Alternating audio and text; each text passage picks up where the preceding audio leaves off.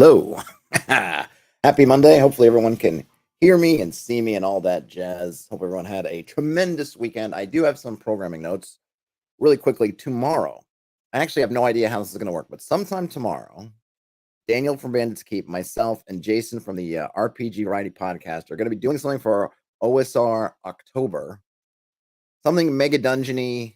We're really all doing this, flying by the seat of our collective pants. Should be fun. Part of it's going to be podcast based. I think it's going to be on that RPG Variety podcast. Or whichever podcast it's on, I will link to that at some point. And then we're going to, same day, we're going to do kind of some part of it there, some part of it on the stream here. Might be a little bit later in the afternoon. A lot of moving parts. We're still trying to figure it out. It should be a lot of fun. If anything, it'll be kind of hopefully an interesting, creative train wreck of ideas for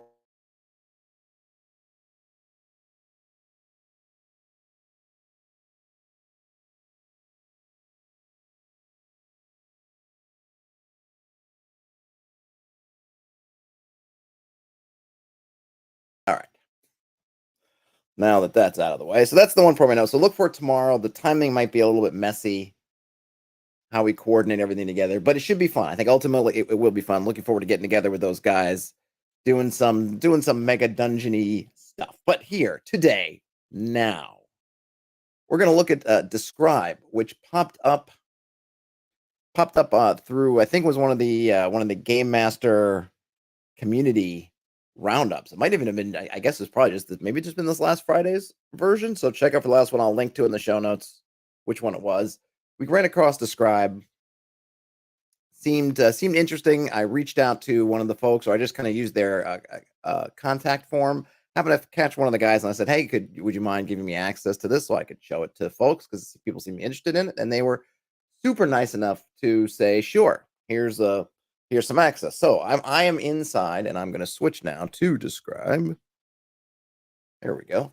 I'm inside of dScryb. Now they do have. I'll go through, and just as I just explained, I put the promotional thing on here because they did grant me some access that I wouldn't have had otherwise. They do have a free tier. This is just the homepage. I'm logged in, but I haven't actually done anything yet. We can see here it's evocative descriptions, over 8,500 of them. We have interactive maps, and I'm going to hopefully we'll be able to go through all these at least in some detail through the course of this. Some descriptions. I guess we can request order illustrations, request descriptions, so that we can get some customization. I guess we need. And there's a community of storytellers and world builders. I have not joined the Discord. If you're a Discord folk, you could probably good to do that. It does have integration with Foundry, which is good. I don't use Foundry, so that doesn't necessarily help me, but it can't be a bad thing. And then I guess they've got some blog entries. And then down here at the bottom, we get kind of, if we're asking the question of what exactly is dScryb, great. It seems to be doing all this stuff, but what is it doing? And they provide box text, descriptive text of places, monsters, spells, items, characters, and other observations meant to be read aloud by game masters to players. It is set in the world of epic fantasy, like many of your favorite RPGs. Great box text shows its subject by describing the sensory experience, and it often sets the narrative tone, introduces the scene, and spotlights what's important. And then describes, if we're using this tool, we are letting dScryb's team of talented writers and editors pour over every word of descriptive text, freeing your creative energy and time for all the other aspects of planning and running the perfect adventure. And this was an Ennies Award winner, I guess, best online content in 2021. So we got a lot. We got a lot here. They're giving us a lot. So the sales pitch, and they do have a free tier. I don't know if I could see where the tiers are here, but they do have. You don't have to pay, as someone pointed out on the stream. There is a free tier. Let me see if I can, because I'm logged in. I don't feel like logging out and logging back in again, but maybe I'll post it up here in another tab or another browser. Let's see. What do they get? The price lists. What do we get? Price lists here. Hold on 1 second.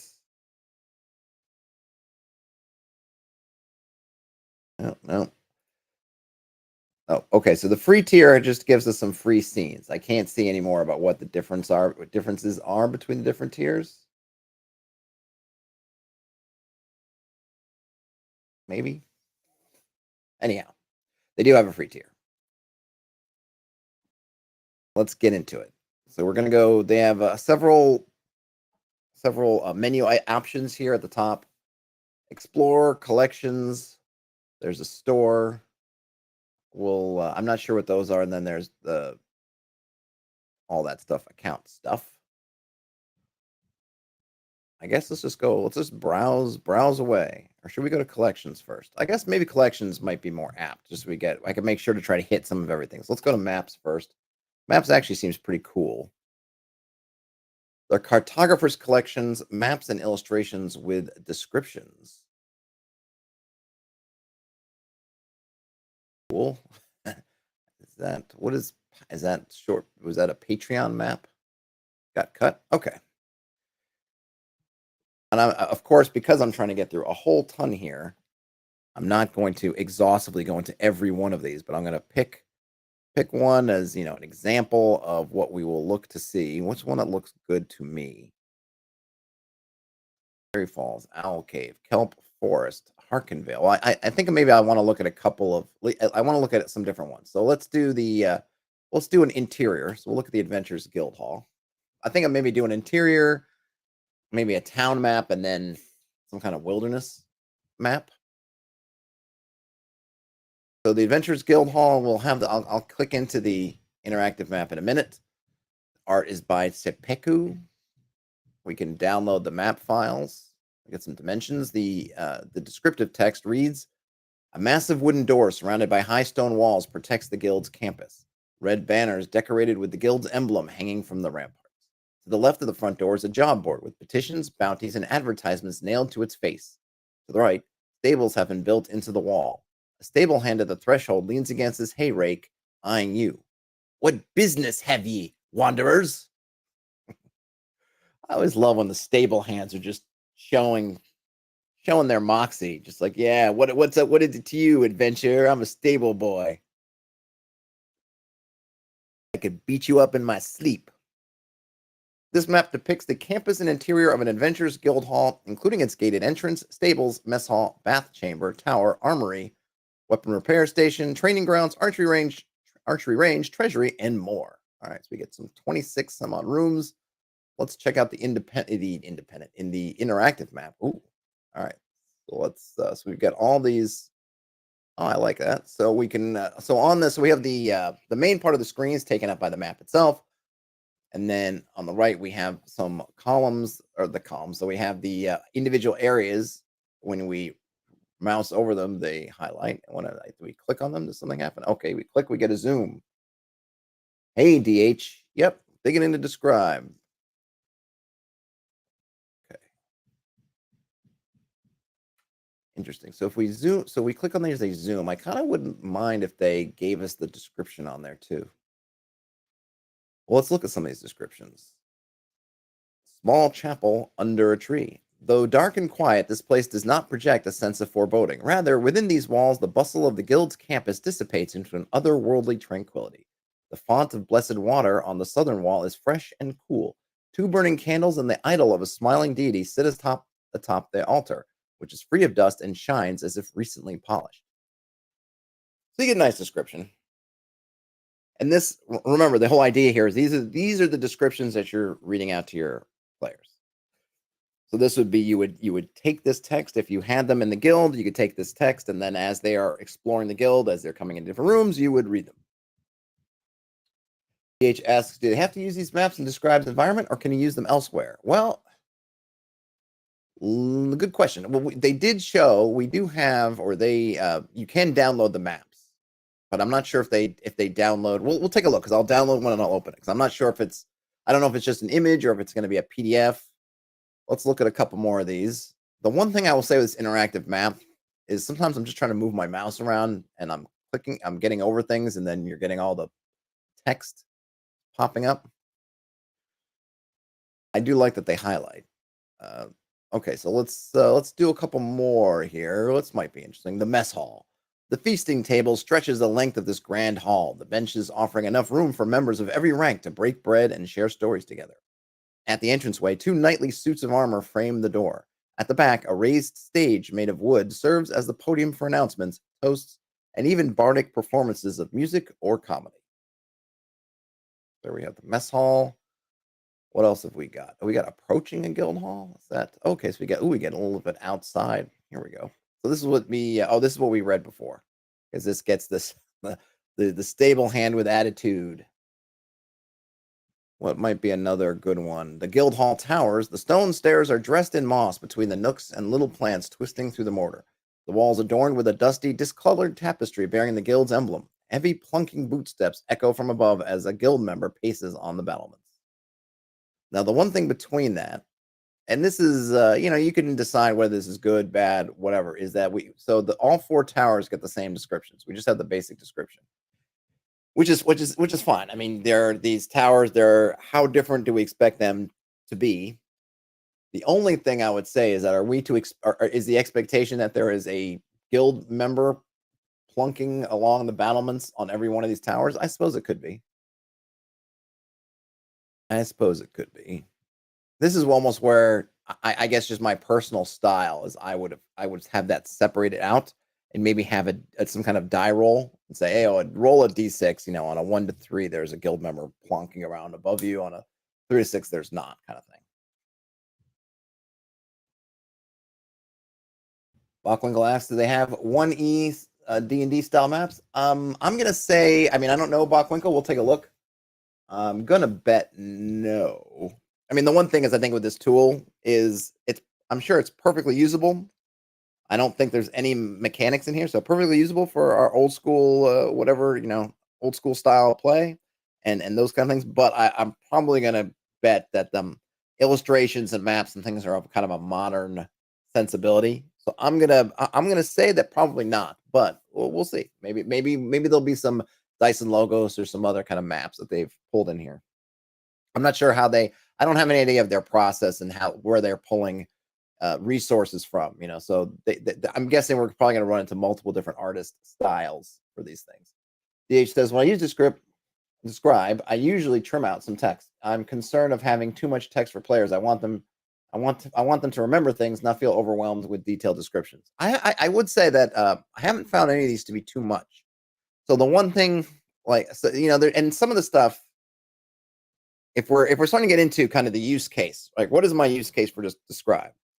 I would say that ideally I'd want to use this in part of my prep phase. And the reason why I say that is for just like what DH is saying, to be able to take what they're giving us as a great base point and then editing it to kind of fit our style, or maybe what we don't want to, taking out stuff that maybe we don't want to share that maybe they do, or adding something in that we feel like is a detail that we want to edit, or they don't, kind of thing. I do think that if we were caught in the moment, and we'll see, I'm sure they have some tools, and we'll check out the different things where you can just pull up just a feature or something else. Probably works great, but you don't know. It's hard to know in the moment tonally what you're going to get. So the extent that you can use these and then kind of prep off of them seems to be where I would want to do it ideally. But of course, sometimes we get caught out and we don't have our prep, in which case we just either have to read it to ourselves first to do editing on the fly, or just read it and go with it there. DH asks, are these maps part of the normal subscription, or is this another type of sub they offer in addition to the standard text blocks they offer? So DH, the subscription that I was granted was Hero. I don't know if we get to a section where it talks about what the different subscriptions do. We can, but it was the Hero one, which I don't think is like the highest of the high or anything. So does it say here?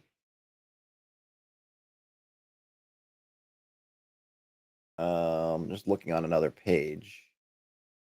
The Hero subscription is, they're $79, $80 annually. Let's see if it says anything of what you get. This one gets everything. So the Hero one has everything, it seems like. And it's $667 a month. That's everything. Now there's also Storyteller, which is what? Storyteller may be a higher one, maybe. Lower, maybe higher. Okay, so there's hero. Okay, so hero is the higher one. All right, so the here, I'll bring this over just so I'm not. So here are the, everybody can see. Here are the tiers. So the one that I'm in is hero, which does have access to everything. This is the one that's a shade under $7, $7 a month, or $80 annually. And then underneath that is storytellers, which gets you $50 a month, or $50 a year. Sorry, I don't want to keep wanting to say a month. A shade under $5 a month gets you places, monsters, and the integration. And then there's player, which gets you some of the first person stuff. So I guess they have some of the descriptions are for first player.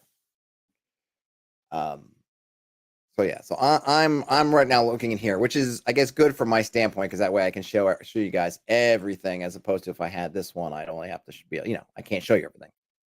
So I'll try to be mindful of what belongs with what. So it seems like places and monsters are everything you're going to get with the lower subscription. And then what does this come under? Maps and descriptions. Okay, so we don't, yeah, so this is a hero level unlock, so to speak. Should I do one more from here? What's this? Oh, so back to what I was saying. Sorry, just to fall before I forget. So for me, one of the things in this description of the small chapel under the tree is like, I wouldn't say that the font of blessed water and the sun on the wall is fresh and cool, because that implies that the players are going up to and examining it, and that, I would probably just talk about a font of water, and maybe the water in the font seems clear, something like that, and let them. Is it obvious that it's a chapel and that therefore the water would be blessed and that it's cool? I mean, maybe, I don't know, but I like to pull back and only have the stuff that is your kind of. You open up the door to the room, what do you see? And not take too much liberties with what the party is doing. I mean, something like this, it seems, it's one of these things that maybe it's just my own thing, because it seems harmless, right? Oh, it's just the water, cool and cold. But sometimes in that mode, you could start to push the party. It's that little bit of a kind of like a little micro railroad. It's like, oh no, you came and you touched the water kind of thing that you just build into your description. And then maybe the party goes, hey, I didn't want to touch that water. I don't know, well, cool, whatever. I don't. I'm not doing that. So I like to keep it in that kind of just at first thing, and then I would have the about the water would be something that, not that I would demand much interaction, but just like, oh, I go check out the water, and then I could maybe do that. But that's just my style kind of thing. So Casting Angel says, within many of the description, there's a lot of assumed player actions to get the info. Yeah, I try to, and I'm not going to say that I'm perfect at it by any means, but I do try to avoid that. He said a lot. They said a lot better than I did. Assumed player actions. Yeah, I try to assume basically nothing but that the party put their heads far enough into the frame to take a peek.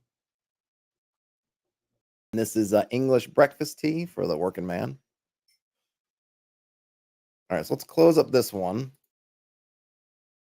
And I will download. Comes into two varieties. What's the difference? G and GL. I don't know. It's a JPEG. Okay, so there it is. So we can take the map separately, but we don't get the descriptions with the map. But you can get the map yourself. Included scenes. Does this mean we can get the text? Okay, cool. So we can get the text separately. So what you could do is download it, download the map and have it offline, and then grab these as they come and just go through this way. They're not numbered or anything. I suppose it would be nice if there was a PDF you could download that has everything. But I think, so to be fair, right, this is a subscription service, and I'm sure they don't want someone coming in and just downloading everything permanently, doing it that way. Now, if there's something where you can create your own scenes or do something with scenes, and then you can save those and have those forever. So I'm not sure. I don't know exactly what that means in this, but you can download the maps. You can get the scenes, the descriptions separately, but there is no single document that has both the map and the scenes. That's offline. Michael Fraker says, I thought box text was complete anathema to OSR style play. Yeah. Well, I think, Michael Fraker, it's going to come down a lot to your approach. And as Brian Smith pointed out, the old school modules are chock full of box text. So I think, well, maybe even call this as like an NSR thing, and certainly something I like, because I'm not a huge fan as a user of boxed text, or have very mixed feelings about it. I think it's no question that plenty of products still rely on it heavily, though some of the leading lights in the kind of OSR, NSR world for things like we looked at stuff like what's the thing, Dolmanwood, and some of these other things have done away with box text. Lots of things still use it. It can still be very helpful. And I think for a lot of folks, like we talked about when this came up on the community roundup, was that not everyone feels that that's a strength of theirs to be descriptive and to come up with stuff. And so having a tool like this that has been handcrafted, this is not AI driven, this is all written by human beings, can step in and fill a void that you may have in your arsenal of tricks, I think is a good thing. And I don't, and the thing is with box text, I mean, sure, that folks have been kind of moving away from box text a little bit, but there's still a need for descriptions. And if you don't feel like, and the thing is with the box text is getting rid of it was kind of relying on the abilities of the GM as sort of improv storyteller to go ahead and do that. And not everyone feels that feels confident in that ability or feels that they are gifted in that ability. So I think there's still room. There probably always will be room for just give us a nice description, especially if you're a good author. I mean, if you're a good writer and you can hand out some amazing box text, I'll take it, even though I may not always use it. I would love to have it. I think for me sometimes is that, frankly, some of the folks, even the folks who design really good stuff, it's either not my style or not to my taste or whatever their box text, and so I end up having to skip it. Yeah, Stochastic says Necrotic Gnome is bare minimum descriptors, very sensory. Yep. Smith says just need to rebrand it as pop-up bubble text. Yes, indeed. Indeed. Okay. And plus, these aren't just for OSR. This is for, you could be playing 5th edition. You could be playing any other kind of fantasy role-playing game. This is definitely geared towards fantasy role-playing games. And of course, 5th edition and whatever comes next is the big one. But, it doesn't have to be for that. You could use this for really any kind of fantasy RPG that you wish. Okay, so that was the Adventurers Guild Hall. Can I go back? Yep, just another tool. Exactly. All right, so that was an interior. Let's look at we've got kind of a battle mappy kind of thing. Let's see Owl Cave. And remember, I'm just trying to get a sense, so I just want to look at kind of one of each interior, maybe a battle map kind of one, and then maybe something else, just to kind of get a glimpse. Let's see. So we've got Slithering Shadow, and I really like having this on the side just because if you don't, it's hard to see what everything is, all the highlights, because there's no numbers. So it's very slick in that they're not using any numbers, but at the same time, without this kind of sidebar table of contents kind of thing, key, I guess, it might be hard to see some of the features. And what is this? We have Torchlit. Oh, Abandoned Spiderweb. That's a Torchlit. Cool. So we have 2 versions of the map. I wonder if the descriptions change at all. That might be asking too much. But let's pick the Slithering Shadow.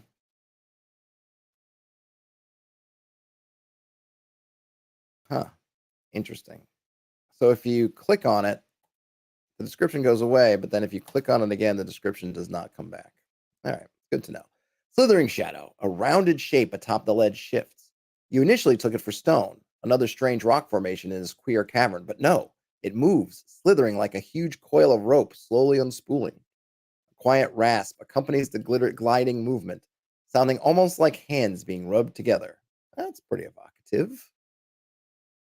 And now let's see if we switch this to Abandoned Spiderweb. Oh, now it's a Spider Shadow. Ah, so it is different. It's still called Slithering Shadow? Oh, no, that changed it. Okay. So, I see. I have my camera takes up a little bit of my screen, so I couldn't see it. Okay, so In this second version, so we have two versions. One is torchlit, one's abandoned spiderweb. In the abandoned spiderweb version, it's called a spider shadow. From the ledge, you see a series of narrow stalactites extending down, but then one of them moves. They are the legs of a massive spider. Your breath catches in your throat at the sight, and your mouth suddenly feels dry. So there you go. Cool, cool. I'll do one more. How about something interesting? I'm kind of curious, is the bridge different in each version? This broad bridge seems natural, but someone cut steps from the stone to make a sudden drop in its middle height more manageable. A portion of the bridge dips down half a dozen feet before abruptly ascending again on the opposite side. On either side of the bridge, the crevasse yawns deeply, its bottom shrouded in darkness. And then just to see what's the bridge like in the lit version. Yep. Nope, the same one. Okay, cool. So two versions of the map with some slight differences. I'm not sure how many we got. Let's see. Stairway. Where's the egg sacs? Ooh, egg sacs are over there near the entrance. We got egg sacs there, but then if we go back to the torchlit one, nothing there. Cool. So neat. So you got two different versions of the map. I like it. And I like that the second version isn't just the darkness one that's actually different. Because I bet you could, other than the only thing that's really, I think the interesting thing, I guess, is that you could probably run this for the same group in a couple different sessions. I mean, assuming they have reasons to cross multiple crevasses in caves. But the only thing that might give it away that it's the same would be this bridge area, because switching out the stuff with the spiders, I think you could even just flip-flop some of the positions of things. But I think as a player, I would remember the stairs. But still, that's cool. This is art by Lone Mapper. And again, we can get, as someone mentioned, I think the GL and G are grid and gridless, so you can get your grid on or grid off. And there is, remember, there is a plugin to use this in, what's the name of the, what is it? It's Foundry. So if you're using Foundry, you can use some kind of, they have a module for Foundry that you can use. One more, we'll just take a quick look at Harkenvale. Oh boy, I'm already feel like I'm running behind, and I haven't even gotten very far. Harkenvale. The grand hall lies dark and quiet under the moon. Not one window alight with the flicker of candle or sconce, and the gate to the front courtyard has been shut, reinforced by a heavy beam. The laborers and attendants of the family stand in a group outside the gate, shoulders sagging from the day's work. A mild cheer rises up from a handful of them as someone suggests a cold pint. They begin to make their way down the road away from the fortress. Lacking any signs of personnel or residents, the front courtyard of the hall is eerily silent. The stables, bereft of mounts even at this hour, house only the high whistle of the night breeze as it passes through the barren stalls. But wait, you hear a light clopping from beyond the second gate, the threshold that leads to the hall itself. These light hoofed steps ramp into a hasty trot, then a crash of hooves upon cobblestones, and finally a high laughing bleat. An abrupt snort stops this audible gallivant short. After this, you hear nothing. So in this collection, we get summer, winter, and a night map for the town of Harkenvale, an inviting collection of mostly cottages, general stores, and lodges flanked by Pilgrim Hill and the Harkenhall Fortress. And we get a whole bunch of stuff. So we go in here. We get a nice map. See, we hover over. Not everything has a hover. There is a slightly darker color to the hovering, to the stuff that you can hover over. I think depending on the map, this one I feel like it seems more obvious, the hover ones, and I felt like in the cave map and maybe the other one before that, it wasn't quite so obvious. It's going to really depend on the color scheme and whatever the map. Here we have Soaring Peak Vineyard. Delicate white grapes hang like frosting dewdrops upon their vines. The human vintner who owns this property can be seen through one of the windows in a smart waistcoat and dress pants, a gold chain dangling from his breast pocket. He inspects the few but beautifully set up tables in his establishment, flattening any crease in the tablecloths or polishing goblets to perfect clarity. The sign outside displaying the name Tengfei's Soaring Peak is written in soft, snow-white lines. There you go. I think overall, I find the descriptions are fine. I think, like I said before, there might be some stuff that I would edit in or edit out. The cast says almost like a Mike Schley map. Yeah, it definitely has that vibe to it. Absolutely, I would agree. Widow Mary's Apothecary. Upon the porch of this modestly sized home, you see an aged half-orc woman sweeping away the dust from her door. She offers a friendly smile to anyone who walks by, a greeting made more dazzling by her silver-capped tusks. A sign hangs above her door, a bubbling potion bottle and a sprig of herb painted onto it. A thin dirt path leads around her home to a small garden where stalks of herbs shoot up, burgeoning with leaves in vibrant color.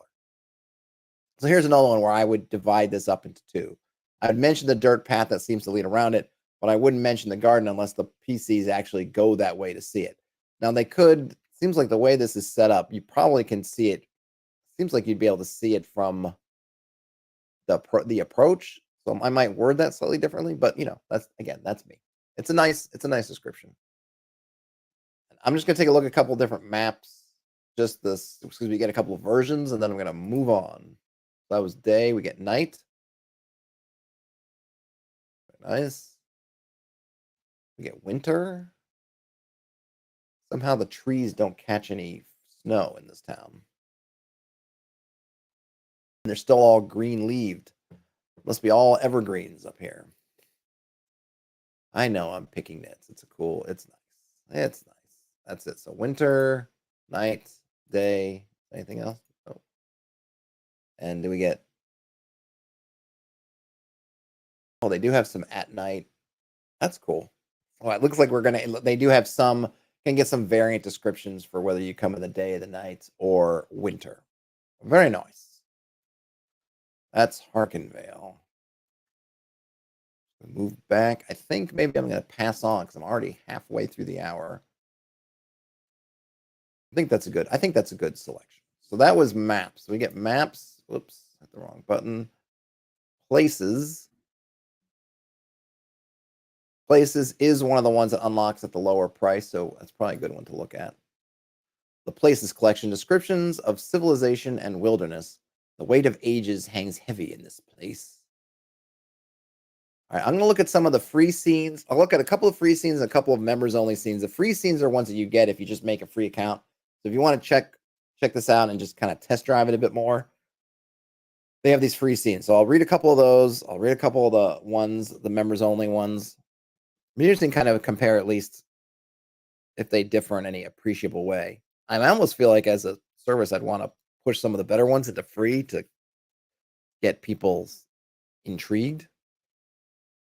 There's a whole bunch here. They're not shorting you on the free scenes. Giants. Great Stone Arch. That seems like a good one. Something that might come up. Great Stone Arch. 2 massive piers of mortared stone frame an opening several yards wide. A few thin, dead vines still cling to them, one reaching all the way to where the rise of the arch begins. The beveled stones, linked to one another, reach their perfection of design at the great keystone. On the face of this keystone are the worn swirls of a chiseled saying, now lost to time. It is a testimony to the strength and age of the arch. And when they have some tags here, so you can find them from tags. You can even find them by author, which is kind of cool. So if there is an author that you like their style, you can filter just for them. And of course, we can also use those tags to filter for stuff we need, which is going to be handy if you do need something in the spur of the moment. You can kind of set yourself up and find kind of the style that you want. So that was a free one. Great Stone Arch. We'll read another one. Altar on a Snowy Plateau. Altar on a Snowy Plateau. The flurries of snow thicken the further you travel across the plateau, making it virtually impossible to see more than 50 feet in front of your face. The most experienced winter travelers among you fashion crude visors out of spare clothing to keep everyone safe from snow blindness. Because of your hampered vision, you are unaware of the stone altar until you are practically on top of it. Flowers and wheat were once strewn here, now wilted and frozen. In the center of the altar, a bowl-shaped indentation is stained with blood, turned black from exposure, several weathered animal bones residing within. Very cool. Yet again, I would break this up. That's be the one thing that would be nice. Maybe they could do that. It'd be nice to kind of split these up into a couple of because here you've got. I didn't mean to do that. Here you have. This is really background. This is really Snowy Plateau. And then here is where the altar starts. And then here is inside that center of the altar. So there's this progression, which is good, of the scene at large, altar, and now the detail. I think by giving me some carriage returns in there, it would help for me, because if I wanted to hold off on some of it, I'd be more easily able, with my just looking at it, to be, okay, here's, the background, scene, details. I mean, even this flowers, that's probably also the details. These would actually probably stick these, maybe give these some bullet points or something, and I could decide then if I want to give those extra details or not. Hey, Squirrel Hermit. Ryan Smith, you want to see spell descriptions? Hopefully we'll get there. I might have to do this in 2 parts. Let me do what's one more? What's one more I can do here? Approaching the Temple of the Fallen in the moonlight. Let's do a shrine entrance. It's one that would come up. Approaching the shrine's entrance. Okay, and it looks like, okay, now I'm starting to piece things together. So it seems like that all of the scenes that you can get with the maps, you can also get separately. I'm guessing because this background switched to this particular image. This image is from a map. So you could find the map and then do this, or you could just do it separately, which is cool. Because a lot of descriptions you could use separately than the maps, and it means that with, it's not just, everything's all gathered together, right? You have the whole database of all the descriptions, whether it's on a map or not on a map, and you can use them kind of as you see fit.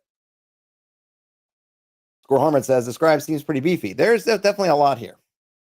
So this one is approaching the shrine's entrance. The sun peeks over the hills, casting long shadows across the valley as you make your way toward the towering doors carved into the stone cliff.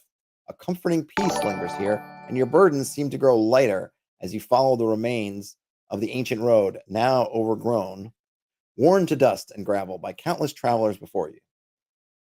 So there you go. That's nice. And, here we have tags. So this one's tagged Hills, Peace, Road, Shrine Entrance, Valley, and this author is Alex Gray. Actually, I'm not going to go back because I'm going to go forward. So those were places. Go on to Monsters. I mean, there's definitely, I think if you want to make a free account, I think you'll find a lot of stuff here. There's a ton of free ones, which hats off to them for giving a lot. So let's do a freebie here. I'm trying to find something let's do a skeleton warrior. That's one that comes up a lot, right? Or maybe something that's more difficult. Maybe a roper. Let's do a roper. Well, I like the image here. Roper, a fleeting moment of horror blanks out all rational thought. The stalagmite you are passing has sprouted a single red, blinking eye above a slobbering, fanged mouth. Tendrils leap from its body, whipping out to snag the unwary for its next meal. The rocky hide proof against all but the strongest blows. Yep. It's a pretty good description of a roper. Perkins says it looks very useful. Absolutely. I think, like I said, someone mentioned this on that last GM community stream, that just being super descriptive is difficult for them.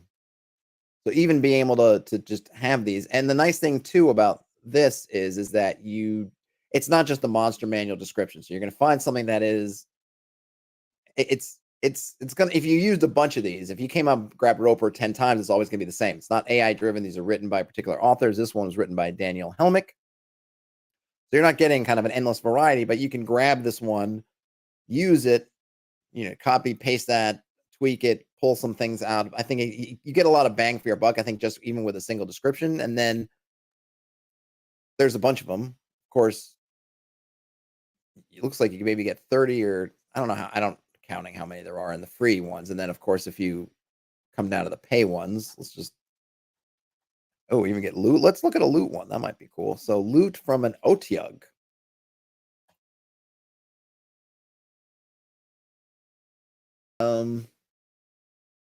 Perkins says reading them and recalling them in the moment would work. Yeah, I think that totally would work. Stochastic says, not sure if someone could get paid for work though. I don't know how it works. I don't know how if you wanted to write descriptions for dScryb, I have no idea if they had to have a closed network of people or how that works at all. No idea. I'd be curious as to what what the pay rate is for box text writers. And of course, what AI is going to, if it's not already transforming this behind the scenes, it probably will. But I think you'll always, I want to say always, but you're at least for a while being, even if you can get AI to write some of the stuff, having messed around with that, you still need a human editors. And I think the voice is important.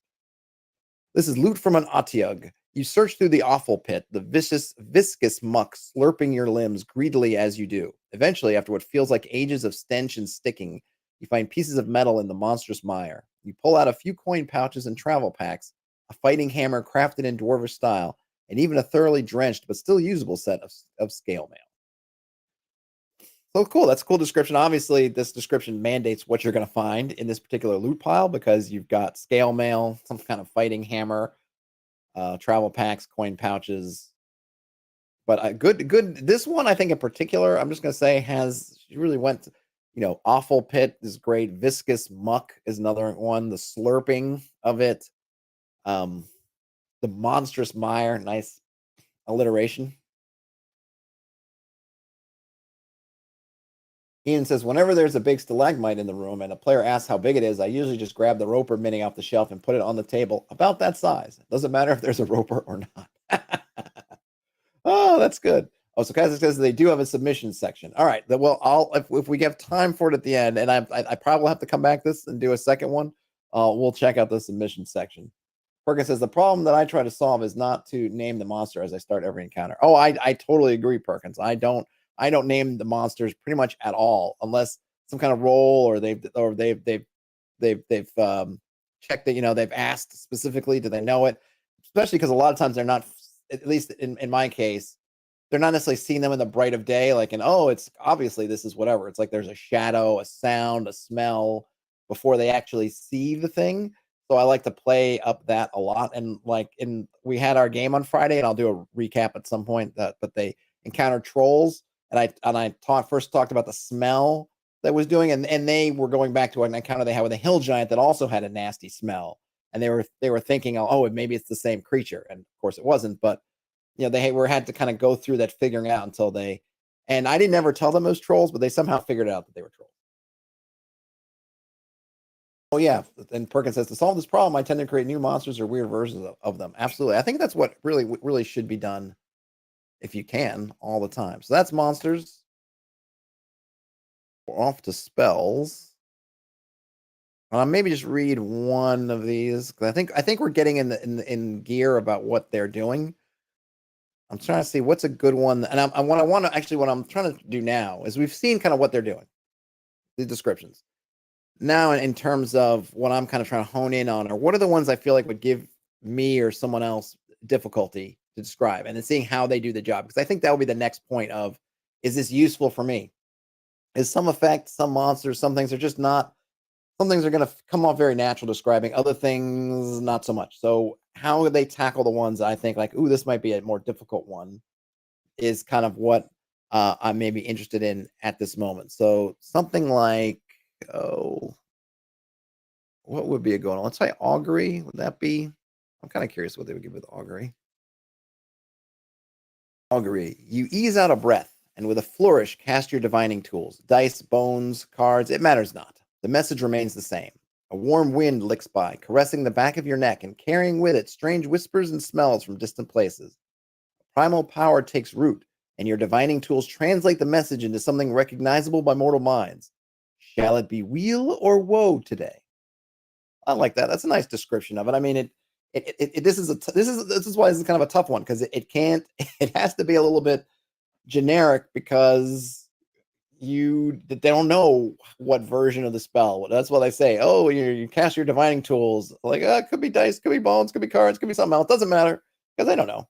And of course, it doesn't know the answer to the augury either. So it has to, but it does have that nice little, almost a little mini cliffhanger of, shall it be weal or woe today? Right? You don't know. You're waiting, and then you could take over, and then you would take over the GM and provide your own thing. Ian wants to see, what about a specter or invisible stalker? Yeah, sure. we'll do that one, and then we'll go on. Where was that in the freebies? Or I'll go see if it's, what do we have here in Invisibles? Oh, some of these I cast. Oh, let me do one of these because this is a player-facing one. So if you wanted this as a player, I think it's another great feature. I think a lot of folks feel like as players that they don't have the chops, that kind of imposter syndrome. They've been watching Critical or something else where folks come up with all kinds of flowery descriptions for their actions, and then they then for themselves they don't feel like they can do that. So here's let me do one of these, and then we'll try to find an invisible something or other. Here's a nice one because it's kind of low key. I feel like sometimes the exciting spells, it's kind of easy, but then when you do this, something like this kind of spell, doesn't feel as exciting. I cast Purify Food and Drink. I rub my hands together until I can feel my magic prickle through my palms and fingers. A shower of copper and silver energy descends upon the highly questionable food and drink, transforming it into a fare that looks and smells delightfully fresh. That's great little description, Megan Gardner. Really nice, right? I think as a player, if I was really trying to get in the moment, I think that's a good one to have. I like the shower of copper and silver energy is cool. I like it gives you a little bit of the motions you're making, the rubbing the hands together. I like the fact that they called the highly questionable food and drink. I approve. Let's see if we can find an invisible. Or would it be a summon? What's the name of the, what would it be the name of the spell? There's invisibility. Would it be a summon thing? Let's look and see what summons we've got. Summoning. Do we not? Targeted by, oh, that's even one. That's cool. So here's another one kind of player. Maybe this is a player or GM. I guess either one. So somebody has, so this was played by a hero. So this is like, I guess, I'm not sure what that means. What does played mean? I'm not sure. Oh, maybe this was requested. I don't know. Anyhow, this one I suppose you could use as a player or as a GM. Targeted by cloud kill. The cloud of yellow-green fog springs up around your feet, seemingly emanating from nothing. Immediately, you smell the sharp, acrid odor of sulfur and rot as the cloud swirls around you, obscuring your vision and overtaking your senses completely. You hold your breath, but your eyes water and burn. Your nose runs, and despite your most willful efforts, you take in a lungful of the vile fog and feel it burn its way through your inside. That was by Matt Click. Very cool. Let's see. Unseen Servant. It's about as close, Ian, as I can find. This was by Daniel Helmick. Though a relatively simple bit of magic, the unseen force you have conjured to act as your valet does make your life easier. Who has time to fold laundry while danger and adventure beckon? So this one I'm not sure I love that much because I like the ones where it gets you in the moment of casting the spell. Whereas this one's kind of like, this is why I cast it. Yeah, it's simple, but I don't want to fold laundry, so I got my unseen servant to do it. But I might have liked a little bit more of an active one. Like that's the one I liked. The other one, the I cast one was more active. This one's almost more explanatory, but still, I guess they have just have different uses, I suppose. So there we get a look at the magic spells. I'm gonna zoom up to the top here. I should have zoomed, but I'm scrolling because I'm a fool. Items. Did that? Okay. I don't know if it's my internet or what. It's a little bit slow. I don't know if it's me or there's just so much stuff that's loading, and I have no idea what the technology is, but at least for me, it's loading a touch. I mean, nothing terrible, but just it could be fast. If it was a little bit faster, I wouldn't mind. Oh, here you go. Brain in a jar. The cold of the jar's glass penetrates your skin before your mind registers the presence of the brain within. It's connected to a pair of free-floating eyes, which flashes the organs that once moved a body squirm and squidge in their new home. You can also make out the gibbering movements of what was once a mouth, but is now reduced to a puddle of gore and goop. Ooh, I like that one. It is definitely creepy. The cold of the jar's glass penetrates your skin before your mind registers the presence of the brain within. I mean, come on, you even get a little rhyme in there, but a bam. Ryan Smith says, I wonder if there's puzzles or trap descriptions. We'll take a look. The gibbering movements of what was once a mouth, but it's now a puddle of gore and goop. That's good stuff. That is good stuff, Brain in a Jar. And this is a good one because it's just a +3 club. What can they how can they characterize a +3 club, make it a little bit more exciting? Interesting. Lovingly polished and cut from flawless mahogany, the haft of this club has been ringed in bands of silvery metal and engraved with runes so small you can scarcely make them out.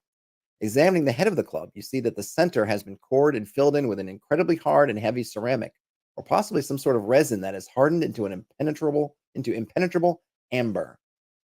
Ooh, I like that one. So that's really cool. So it takes something kind of really generic, +3 club, and oftentimes you might go, oh, you find a club, it seems magical.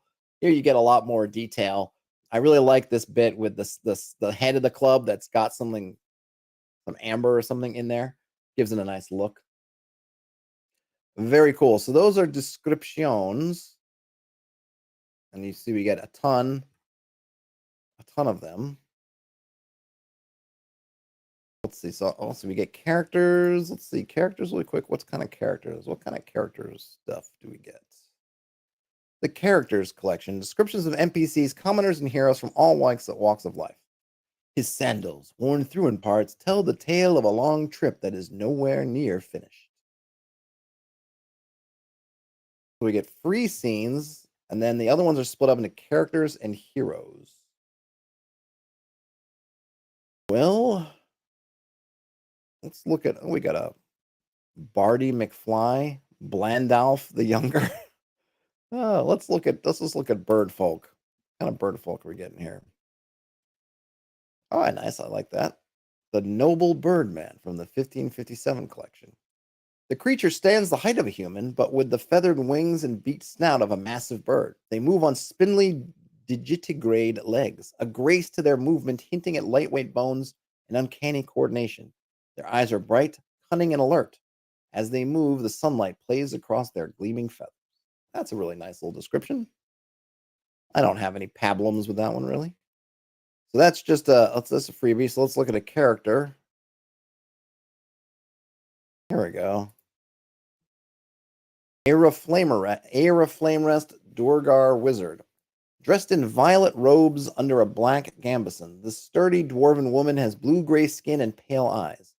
She wears boots and bracers of dark, scaly leather with rune-etched steel trimmings. Her charcoal hair, which brightens to orange-red near the ends, hangs in elaborate braids over her shoulders to the middle of her back and is adorned with steel hair cuffs and loops, all runed. From her belt, also of scaly leather, hangs a rectangular satchel. The spine of a thick tome, bound in leather and steel, peeks from its front compartment. In her left hand, the woman grips a wand of twisted black iron that tapers to a point, the tip glowing red hot. Her gaze is intense and calculating. That was by Chris Sims. That's cool. I mean, remember, this is more or less modern D&D focused, so we're going to get a lot of all the different kind of races and species and everything of 5th edition. Well, we could easily use that for any kind of dwarven magic user if we're not playing a D&D type game. But just keep in mind, I think that's where a fair amount of the I guess what we call it, the implied setting. So let's look at one hero. Right, that's hero. Let's see. I just want to kind of scroll down at random. Garg Humorous. That's a great name. Thick threads of messy, harried stitching and staples, crusted with old blood, line this hulking creature's body at various points. A crooked, diagonal stitch from left clavicle to right ear. A row of staples across the forehead, frayed thread at the armpits and knees. His form is a mismatched patchwork of pieces from different bodies. One orcish foot, a slender elven hand, one tiefling horn, all bound together in a foul display of gray, stiff flesh. His lengthy, muscular arms drag along the ground behind him, limbs clearly taken from the corpse of a troll or giantkin. His comparatively small head, halfling-sized, bald, and sallow, sits comically between brawny shoulders. Despite his horrid appearance, he bears a gentle, curious, and somewhat confused expression. A warmth can be found in his ice-white eyes, and in the remnants of crimson tears on his gaunt cheeks. That was by Megan Garner. And that is definitely some kind of Frankenstein creature. Garg Humorous. I just thought the name is awesome. Garg Humorous. Whoops. Oh, stop doing that. Thank you. All right, we get dialogue. Oh, we got Halloween, planes and deities, nature, vehicles. All right, so let's get to dialogue. What was it that Brian Smith? What were you looking for? I don't see any traps and puzzles. Which one? What was it Brian Smith was looking for? Oh, spell descriptions. Oh, we saw the spell descriptions. The dialogue collection. Short scripts of cutting jests, fond farewells, and pointless banter. Everyone, I've devised a cunning plan. We back slowly out of this room and continue backing up until we're at the tavern. Oh no, it's disappearing. Oh well. I was just gonna try to read it. All right, so we have some free scenes and then a ton of member scenes. What do they call it? Yeah, members only. So there's a shanty. I don't feel like I'm up for a shanty. Oh, here we go. Well, let's see now. Oh yes, this will be a good one. Threat of retaliation from a dragon. You in particular have earned my ire in a way usually reserved for dragons and giants. It is a most terrible prize to win. That's a good one. That was by Battersby, Battersby. I kind of want to see the one underneath it too. The urgent warning with magical jargon. Oh, that seems funny to me. We're in the middle of a critical confluence.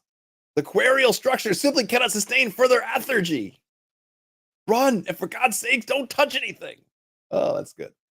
That is good. I don't know what lethargy is, but I'm down for it. A warrior's taunt after being stabbed. What was that? A pinprick? I was told you were a master swordsman. Yet I doubt you could cut your own hair without your ma holding your hand. Of course, that's after he's been stabbed. And there was one other warrior taunt I'll do. Where was it? Let's see. Wait. Warrior's taunt. Vampire's quip. Where was it? I thought there was another one. Where's the? Oh, there it is. Taunt from an outnumbered warrior. Oh, gods, you've brought the whole village down upon us. Unlucky for you. I just sharpened this axe, and I've been looking for a reason to use it. That's what I was saying. Give me a morale check, villagers. All right, now some more tea for me.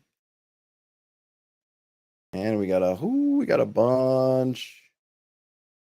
All right, I'll do one of these here. This is from the members only section.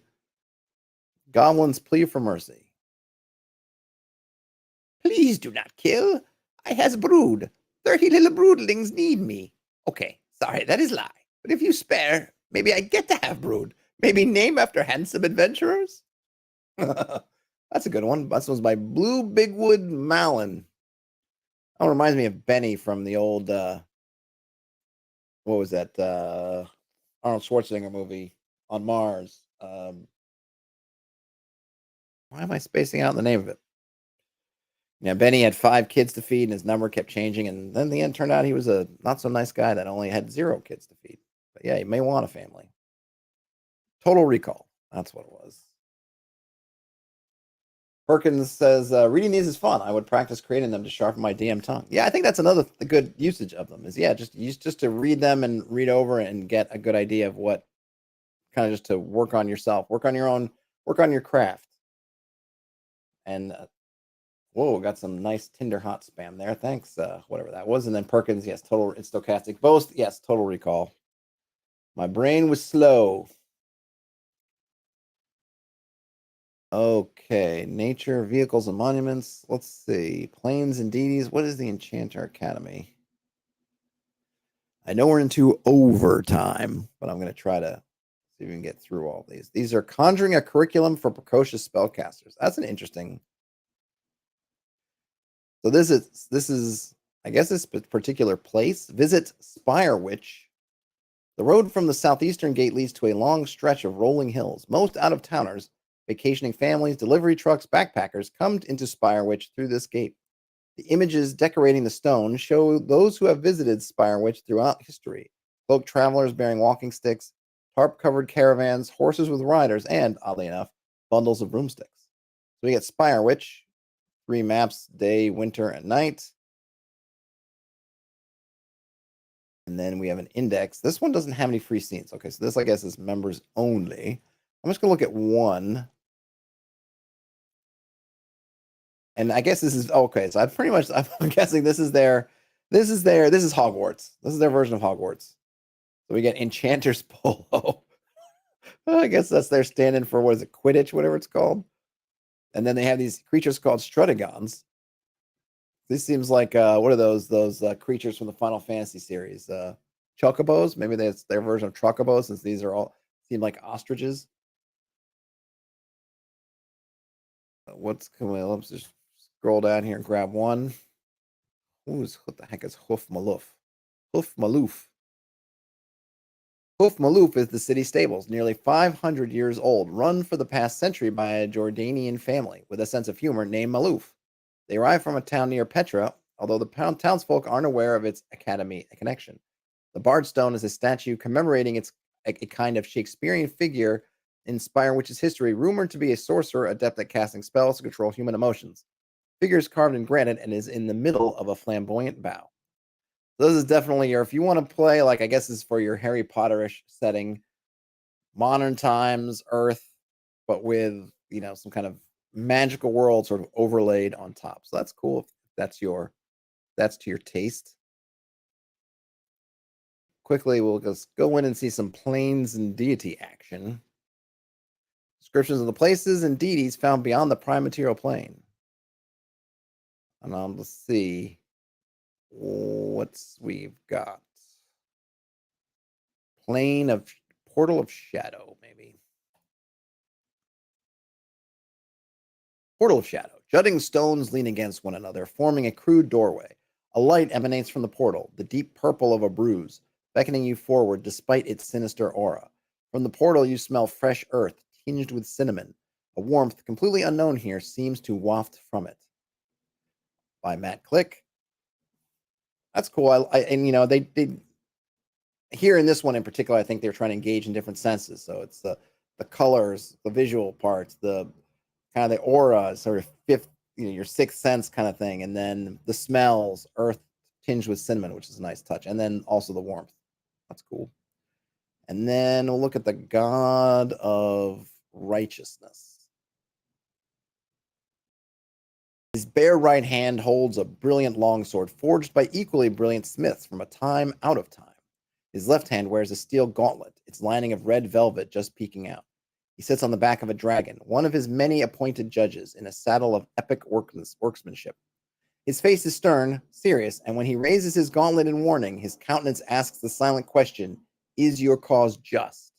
Sword and dragon await the reply. Ryan Smith asks, condition descriptions? I don't know. So there's some gads and planes. Got nature. We'll look at player. Maybe that's it. We got some collaborations too. Haunted house, vampire manor, undead swamps, this Halloween stuff. Let's see real quick nature. So Kathy said, I didn't see any descriptions of conditions. Yeah, I haven't seen any either.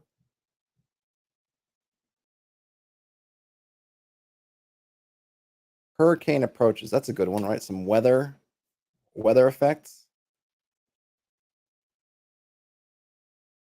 Tick tock. Come on. Here we go. Hurricane approaches. Siblings, ocean and sky fight each other. Who will be the first to shore? Waves throw white cap uppercuts. Squalls pull the ocean's hair. Every fire is drowned. Land animals hide or panic, and plants surrender to a scoured wind of filth and salt water. The roar and hail of horizontal shot shreds everything from treetop to heather. Yeah, so definitely this is a hurricane approaching from the sea to the land. It's not bad. It's maybe, I don't know, it's maybe a little bit vague, but I understand. I mean, this is the thing with all these descriptions, especially of these kinds. They don't know anything about your setting. They know anything about the context. So they're just giving you somewhat, it's a little bit vague, but it makes sense because either they're going to have, and maybe if this service is around, this app for 10 years, they'll have, hurricane approaches shore, hurricane moves up shore, hurricane is inland. All these different variants, hurricane in winter, hurricane in the spring, hurricane, whenever they show up. But it's certainly solid. Want to do one more. Let's do the painted hills. I find that hills and things like that can also be sort of hard to describe. Not that they're hard individually, but when you have to repeat, you just run out of inspiration for hills. The painted hills. The sparsely vegetated span of earth would be discouraging if not for the mineral-rich beds of soil and rock that sweep across the hills, painting them with brilliant color. The more muted colors of the folds and valleys usher your party forward, tempting them with wonder and the mystery of what may lie ahead. That's really nice and evocative. Stochastic says on the site, if you hover over the categories, you can see the master list. The master list. Yeah. All right. I'm gonna let's see. Knowing that I'm already over, I'm gonna skip vehicles and mounts. I want to see, and I'll probably skip through Halloween. Let me know in the comments after this in the chat. I can come back to that maybe another time to see some of these extras.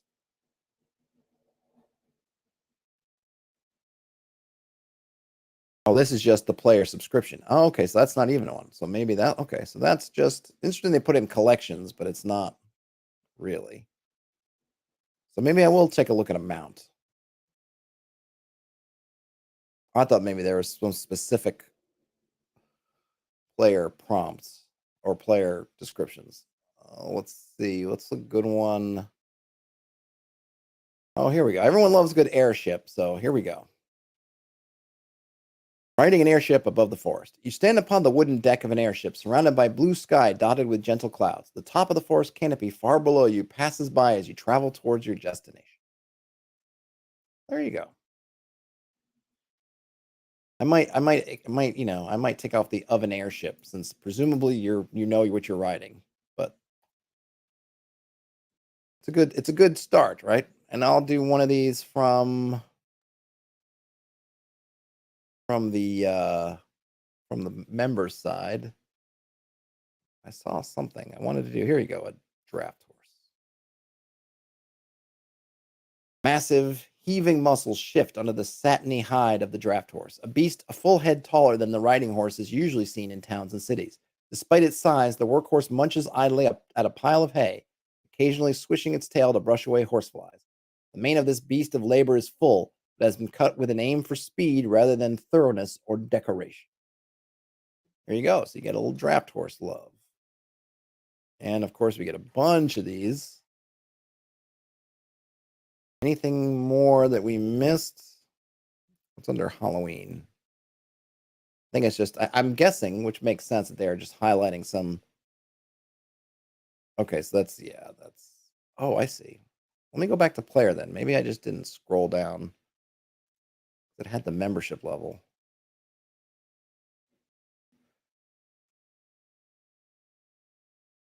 Player subscription. Okay, okay. So that's interesting. I would have thought that because we're already logged in and subscribed, they wouldn't show the description part, but give it to us anyway. So I guess these are all player facing forward. These are ones as a player you would use. Oh, here we go. Yeah, well, there's always comes a time when your character ends up being infected with vampirism, and you might try to hide it. At some point, you just got to come clean. I have been stripped of who I once was by a creature peddling false promises of power. I tell you now, I will find a cure and revenge in equal measure for what was done to me, but I must do it alone. If I were to hurt any of you, the eternity I would have been given would not be long enough to forgive myself. Spoken as a true edgelord about to leave the party. No, don't help me. I'm going to go out and live my best vampire Lestat life, but be sure, for eternity, I'd never forgive myself if I hung around. Man, Nightbot and bringing the hammer down on some spammers. It's been a while since I've gotten some good old spam. All right, so I think, oh, what's how my voice? I'm like 12. I think that's about it. Oh, let me check out the store. So we get the store. We have the store. Got the 3 levels. So everything I was going through. So I went through at a trot. I hustled through it, and apologies if it was too fast, but I want to try to get a taste of everything. But I think we got a good look. I think this gave a really good view on everything. If there's something that I missed, something that you'd like to see more about, explore more, let me know in the chat. Let me know in the comments. They gifted me a subscription for a year, so I have plenty of time to come back to this. I'm not, other than just trying to keep things in the hour or whatever range, or in this case, going on an hour and 13 minutes. I'm not, you know, it's not going to turn to a pumpkin tomorrow. So we can come back to it. But we went through everything we did. We went through pretty much everything that's in that I could demonstrate. I don't have Foundry. Maybe I'll see if I can get a hold of Foundry just to see how that integration goes. Maybe I'll come back to that. I'm not sure exactly what lifetime access to your scenes is. I guess you can create your own scenes, you can do something, whatever, and then you do get access to those. So if you were to take on the hero subscription for a year and then drop it, anything that you kind of created, those kind of scenes, is yours to keep. If you take the storyteller one, which is cheaper, you get places and monsters. You still get the integration of Foundry, but you don't get the maps and the other things. And then the player, you get the player scenes and the first person descriptions for spells, items, characters, and dialogue. So as a player, it might also be kind of worth it for you, depending. Also integrates with you also get the Foundry integration, and that one's even cheaper, a little bit more than half as much as the tier above. Perkins says, a sure sign that I've arrived as a content producer when the spam bots arrive in force. Yeah, I'm not sure about that, Perkins, but fingers crossed that is what it is. Okay. Now we get to some other products that they offer. Seems like you can get your character illustrated, and they're charging for that between $200 and $550, basically. They also have this, I guess they're calling it the 1557 collection with some prints. I'm not sure if these are actually from medieval sources or just in that style. You can get Aboleth animated armor, bearded devil, blink dog, death dog. There's a whole bunch of those, and I have to imagine that these you're actually going to get them printed. Maybe we'll see what are the options for, say, the unrageable blink dog. And you can print it out. Okay, so it is an actual print, which is cool. I'm down with that. I'm guessing these must be, because I noticed the paper background's all the same, so they must be doing it just in the style. It's not actually, or they were able to remove whatever the background from originals were and do that. But you've got that. And then there's, what's that? That's a video. So cool. So that is dScryb.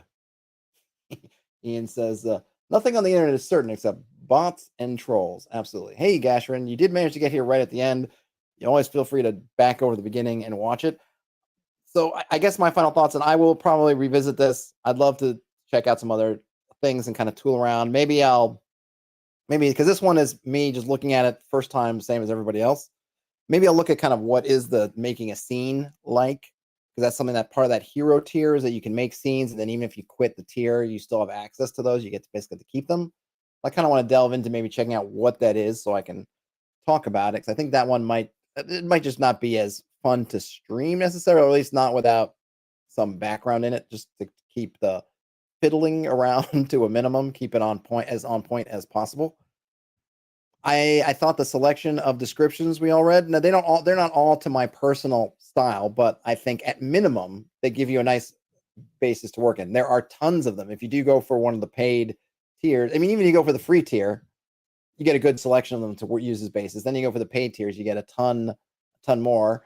I like the fact that they are tagged in terms of kind of the things about them and also the author. So if you find an author that fits your style, you're just like, oh, this author kind of really is on the same wavelength. I just like the way that they write. Then you can filter and pick stuff up from that particular author.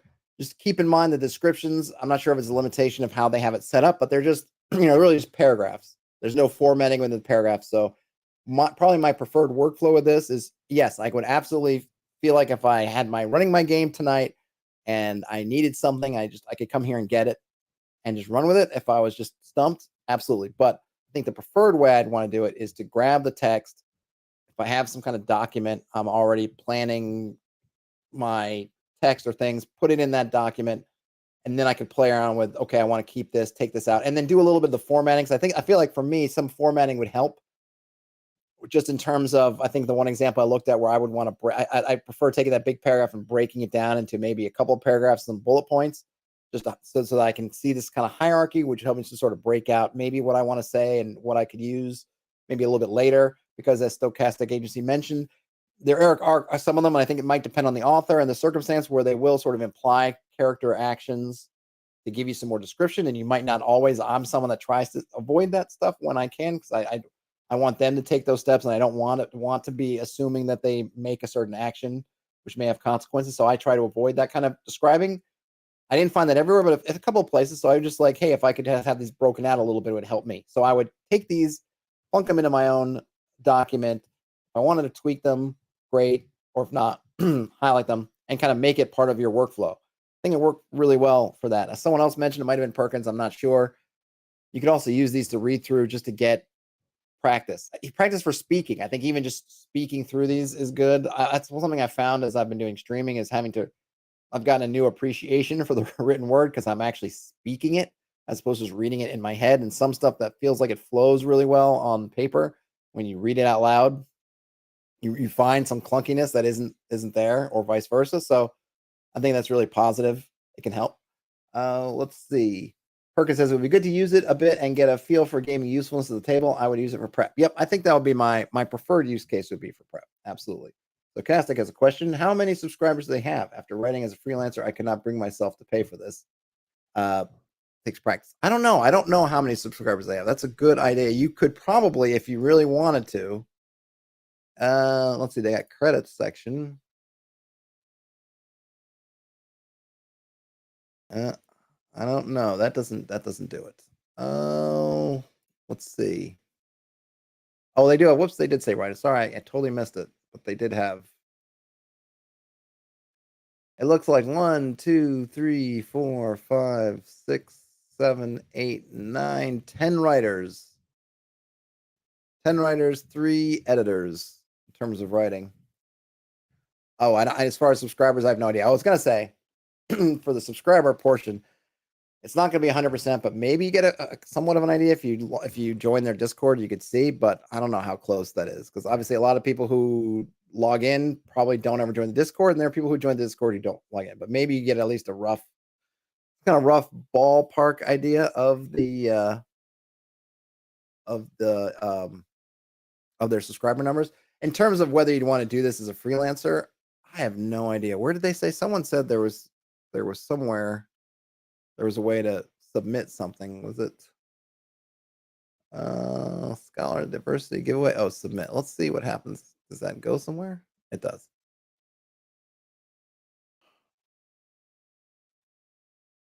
Okay, so here's the deal. If you wanted to, so if you're a hero member, oh wait, no wait. So I guess there's two things here.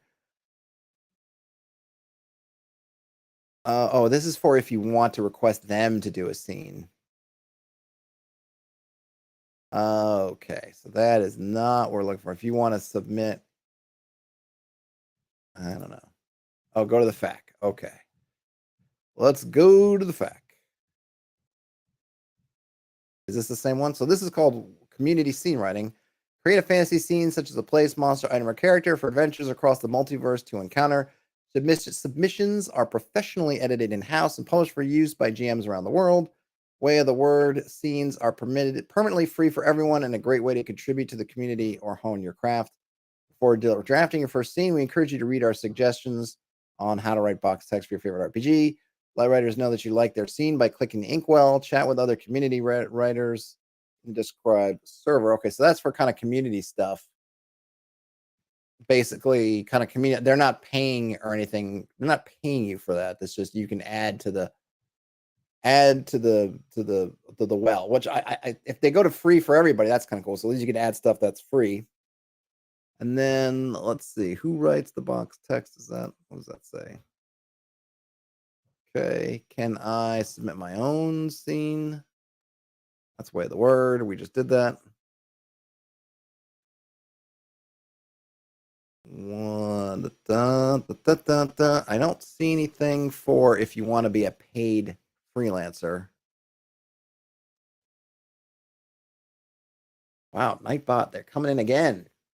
Yeah, so the way of the word is just seems like it's just a community thing. So they're not at this point. They're not publicizing any like, hey, we'll pay for your descriptions, but you can do just a community. You can basically just do a community thing, and you can take credit. Stochastic says you'd likely have to contact them or have several submissions, maybe. Yeah, I'm not sure. I mean, I'm not sure. I'm not exactly sure what the end game would be. I would think, okay, I guess to go on the side, I guess a couple of things. I think making free stuff for the community, that's great. I think that's wonderful. I think that's awesome. I think if you were you wanted to put your foot in the door for writing gaming stuff. I don't know if this is the way you could do it. I mean, certainly you're not going to get, what could they even possibly pay you per word to make it, a good use of your time to write these? It just can't. I mean, you're paying you for a little paragraph. I mean, even if they gave you an obscene amount of money per word, it's still not even going to amount to very much unless you made a bunch of scenes. And then, that's, I don't know if their model would even, the way their pricing model, everything could really support it. I mean, people are paying $4 or $5 a month. So that's not going to, I don't think that they're set up for that. And I think if I'm like, ooh, I want to write my first thing, I would rather save up all my scenes, the stuff I'm writing, and then put it into an actual adventure and publish it somewhere. That would probably be what I would do. And now, granted, I'm creating a product. Maybe I'll try to pitch that adventure to somebody. Like, if you're interested in writing for Wizard of the Coast, whatever, they sometimes have things you could pitch, or you could throw it on DM's Guild and use their art and stuff like that. I mean, I wouldn't use the DM's Guild myself, because then they're ripping the rights to everything you've created away from you. But there is that. But yeah, I don't know. I'm not sure as like I want to get into the writing, RPG writing biz, if this was the way to go. Unless you just wanted to do some, and I don't know, maybe you're looking to see what the feedback is.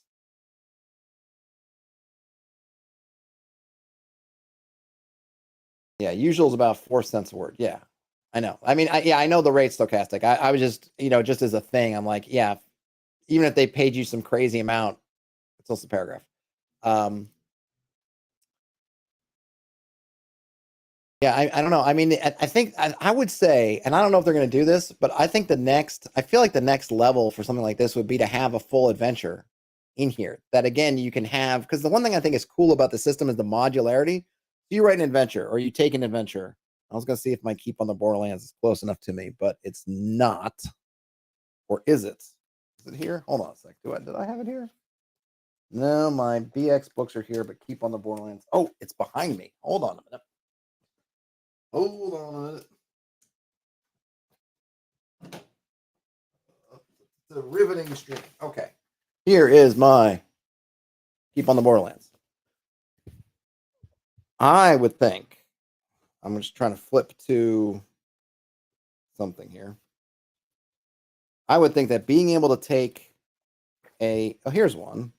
Well, let's just read this.